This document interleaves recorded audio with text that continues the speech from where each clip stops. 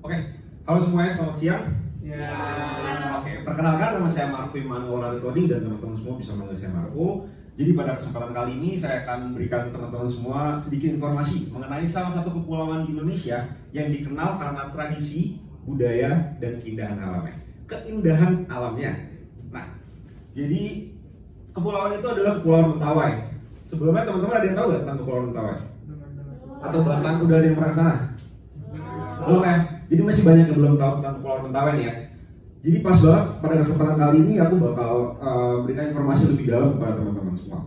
Nah, Kepulauan Mentawai ini merupakan salah satu kabupaten yang berlokasi di Provinsi Sumatera Barat. Kabupaten Mentawai ini mempunyai 4 pulau utama, yaitu Pulau Siberut, Pulau Sipora, Pulau Pagai Utara, dan Pulau Pagai Selatan. Nah, Kepulauan Mentawai ini dikelilingi oleh Samudra Hindia di sekitarnya. Maka dari itu, Kepulauan Mentawai mempunyai banyak sekali pantai-pantai indah. Selain itu, Samudra Hindia itu dikenal dengan samudra dengan ombak yang sangat besar di dunia. Nah, karena ombak yang sangat besar itu menjadikan Kepulauan Mentawai menjadi destinasi buat para masyarakat baik dari Indonesia maupun mancanegara yang memiliki hobi untuk berselancar. Karena bagi para peselancar, ombak yang besar itu merupakan surga bagi mereka. Kemudian kita bakal lanjut membahas tentang tradisi dari Kepulauan Mentawai. Tradisi dari Kepulauan Mentawai yang membuat mereka terkenal di mata dunia yaitu tato. Nah, tato dari Kepulauan Mentawai ini merupakan tato tertua di dunia, yang dimana mereka sudah memperkenalkannya dari tahun 1500 sebelum Masehi, yang digadang-gadang lebih tua daripada peradaban Mesir kuno, yaitu pada tahun 1300 sebelum Masehi.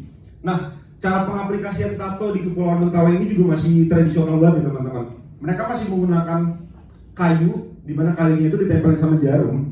Terus cara pengaplikasian tatonya itu dipalu, terus tintanya itu juga masih pakai alat tradisional. Dia masih memanfaatkan daun pisang dan arang tempurung kelapa buat diolah dan kemudian dijadiin tinta. Terus tatonya itu juga bukan cuma buat seni doang, itu jadi alat komunikasi buat mereka. Alat komunikasinya gimana? Jadi tato itu punya detail masing-masing. Jadi tiap detail itu menentukan dari mana mereka berasal, sama menentukan kedudukan sosial mereka di masyarakat. Terus tradisi yang kedua itu ada meruncingkan gigi. Nah, meruncingkan gigi ini tuh dikhususkan buat para perempuan di suku Mentawai. Jadi suku Mentawai itu, perempuan di suku Mentawai dianggap cantik kalau misalnya gigi runcing. Jadi buat teman-teman semua yang cowok yang cari cewek-cewek suku Mentawai, cari gigi runcing. Terus tradisi yang terakhir itu ada tradisi kepercayaan. Nah, kepercayaan mereka itu masih mengarut kepercayaan dari mereka sendiri, namanya arat sabulungan. Nah, arat sabulungan itu sendiri merupakan merupakan kepercayaan di mana mereka percaya kalau misalnya alam sama manusia itu memiliki kesetaraan. Jadi kalau misalnya kalian mau diperlakukan baik sama alam, kita harus memperlakukan baik alam juga. Jadi begitu pun sebaliknya. Terus lanjut ke budaya dari suku Mentawai yang pertama itu ada baju adatnya. Nah, baju adat suku Mentawai itu mereka masih menggunakan bahan-bahan yang dari hutan. Jadi mereka kan emang tinggal di hutan, jadi mereka benar-benar hidup berdasarkan hutan, berdasarkan apa yang ada di alam gitu. Jadi pakaiannya itu mereka menggunakan buat pakaian laki-laki, mereka namanya pohon baguk. Jadi pohon baguk. Nah, pohon baguk itu dipakai, diolah, diambil daunnya sama batangnya, terus dipakai untuk menjadi cawat. Cawat itu dipakai buat nutupin aurat laki-laki. Terus kalau misalnya perempuan itu menggunakan daun pisang. Daun pisangnya itu ya pokoknya diolah juga menjadi pakaian buat para perempuan di sana. Nah, nama pakaian adat di suku Mentawai itu namanya sok gumai, gitu teman-teman. Terus budaya yang kedua itu bahasa. Nah, bahasa yang mereka gunakan itu mereka masih melestarikan budaya asli Mentawai. Jadi sebenarnya cukup sulit buat kita berkomunikasi sama mereka.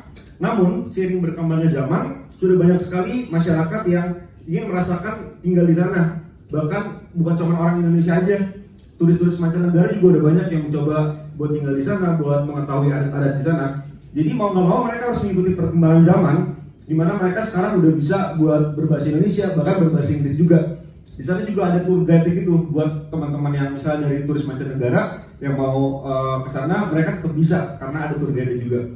Terus tradisi kebudayaan terakhir itu berburu. Jadi karena mereka hidup di hutan, mereka masih benar-benar memanfaatkan alam. Jadi untuk memenuhi kebutuhan pangan mereka masih berburu. Nah, mereka itu berburu menggunakan memanfaatkan tumbuhan tuba. Jadi tumbuhan tuba itu merupakan tumbuhan beracun yang bisa kita temui di hutan. Jadi tumbuhan itu diambil, terus kita olah jadi cairan. Cairannya itu dipakai buat diolesin ke anak panah. Nah, anak panah itu dipakai buat berburu. Cairan dari tumbuhan tuba itu bisa membunuh mangsanya hanya dalam waktu 1 menit saja. Nah, gimana nih teman-teman informasi yang saya sampaikan tentang Kepulauan Mentawai? Menarik banget kan tentang Kepulauan Mentawai?